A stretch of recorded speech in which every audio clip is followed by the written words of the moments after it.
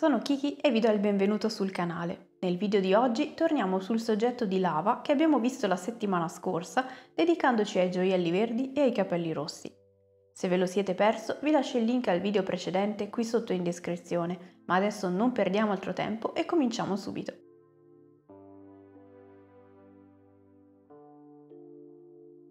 Su tutti i gioielli ho steso una base nera piena e coprente per definire le zone.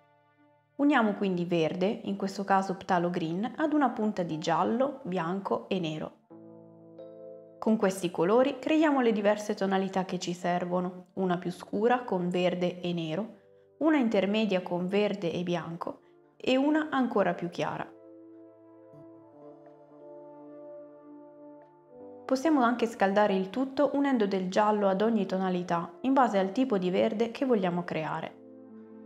Il colore più scuro lo useremo solo per non lasciare le ombre più scure totalmente nere, mentre con quello intermedio cominciamo a mettere in evidenza le zone più voluminose. Dobbiamo sia dare definizione ai gioielli, cercando magari di evidenziare il bordo superiore e lasciare quello inferiore in ombra, sia cercare di seguire le forme del corpo che avvolgono. Ora che abbiamo segnato i volumi principali, con la tonalità più chiara li rimpiccioliamo, capendo in quale parte prende più luce e non per forza inserendola al centro delle aree chiare segnate prima.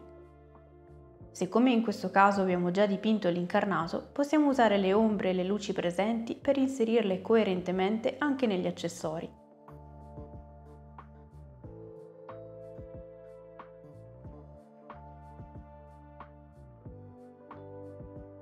Raccogliamo ancora più luce con la tonalità più vicina al bianco tra quelle che abbiamo creato prima, tralasciando via via i punti meno in vista.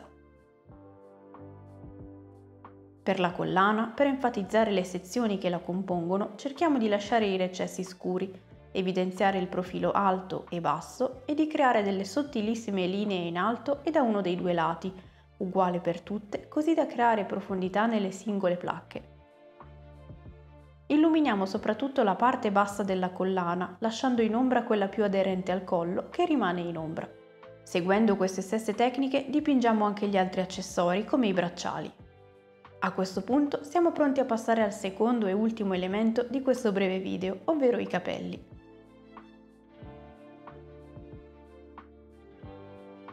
Per la mia versione di questo soggetto ho scelto di farle dei capelli rosso scuro, per creare un contrasto con la pelle pallida e il verde dei gioielli.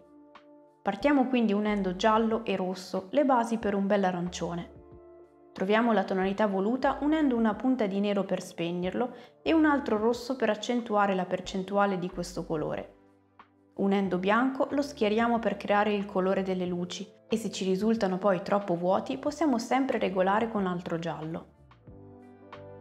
Partiamo dal colore più scuro, usato leggermente alleggerito, così da poter lavorare per step. I capelli mossi, rispetto ai capelli lisci, ci danno un maggiore aiuto nel capire dove posizionare luci e ombre. Osserviamo le onde dei capelli e ne illuminiamo le sezioni più sporgenti. Lasciamo invece in ombra le parti nascoste da altre onde voluminose e vicino al viso o ad altri elementi. Dato che stiamo utilizzando il colore non pienamente coprente, riusciamo a costruire poco alla volta il volume, lasciando le ombre con il colore scuro di base, dando solo una passata ai volumi appena sporgenti e poi insistendo a colore asciutto su quelli che vogliamo far notare di più. Continuiamo così fino a ottenere il risultato voluto. Nella parte alta concentriamo molta luce, dato che in generale il modello ne prende molta, e via via che ci avviciniamo alle punte riduciamo di molto le schiariture. Più riusciamo a creare un'alternanza di sezioni di luce e sezioni di ombra, più riusciremo a far intuire il volume ed accentuarlo. Cerchiamo sempre di rendere morbidi i passaggi tra le tonalità, purché visibili, in modo da ottenere un risultato più naturale. A questo punto siamo pronti a passare alle luci. Prendiamo quindi la tonalità più chiara che abbiamo creato prima o la ricreiamo velocemente unendo giallo, rosso e bianco. Con un pennello più sottile o di cui abbiamo un buon controllo, cominciamo a collocare delle aree più luminose e piccole all'interno delle precedenti. Dovranno risultare come un riflesso sulle onde dei capelli dovute al maggior volume. Evitiamo quindi di inserire del tutto questo colore in aree coperte da altri capelli o elementi.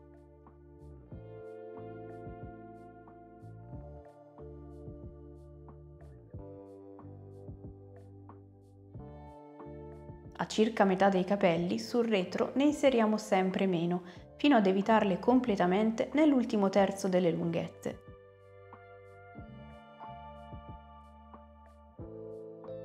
Se ci sembra di aver perso un po' di colore e saturazione nei capelli, possiamo creare una velatura arancione o lievemente più rossa per altre aree e usandola alleggerita la passiamo su tutti i riflessi di luce appena creati.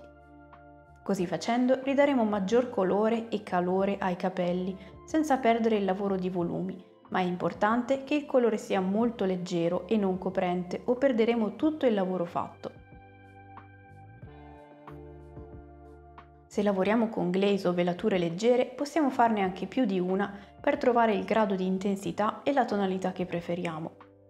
A questo punto però abbiamo inevitabilmente perso la vividezza delle luci che andiamo a reinserire a pennello in misura minore con dimensioni più contenute. Volendo creare un risultato più elaborato potremmo inserire molti più riflessi nelle onde per dare un aspetto più dettagliato. Questo è quindi il risultato finale su lava.